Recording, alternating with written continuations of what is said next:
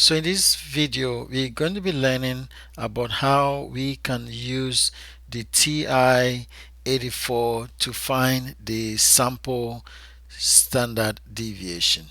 Using the TI-84 to find the sample standard deviation, specifically when you are given raw data without any frequency at all.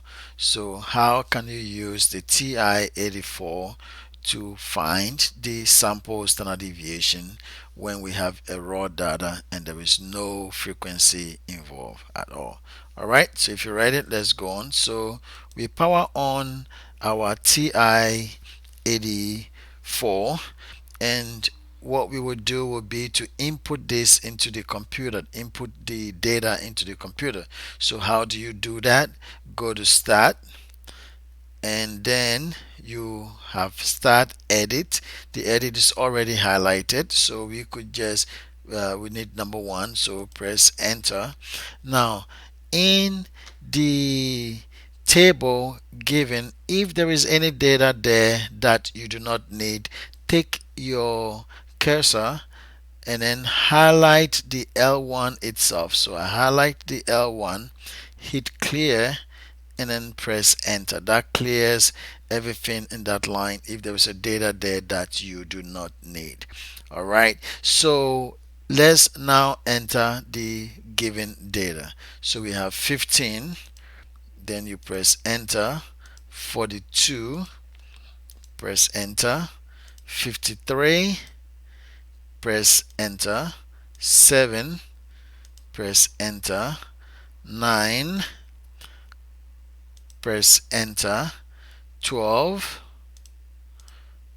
press enter. 14, press enter. 28, press enter.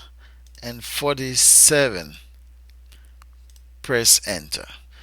Now always double check to make sure that you enter the right information into the computer. So I will check the information and it looks like we enter everything rightly. So the next step will be to go back to stats. So press on start. Now once you press on start, you now going to use a cursor arrow to go to calc. So start calc. So you see I've highlighted the calc, and then you need the one var start. That is number one var start. So press enter. Now usually you may see just exactly what you see on the screen. The list is L1. The fig list might be empty, or sometimes there's something there, and then they calculate. All right. So suppose it was something else here, L2. Then you press clear to clear that. Then you will do second one to indicate that your data values are in L1. Then you would take it to the frig list. Now we don't have any frequency, so because we don't have any frequency, we don't need to put anything on the frig list. So we're going to go to the next step, which is calculate. All right, so take the cursor to the calculate and then press enter. Now once you press enter, that gives you all the information you need. Now note that in the TI, the X bar refers to the mean. It could be the mean of a population.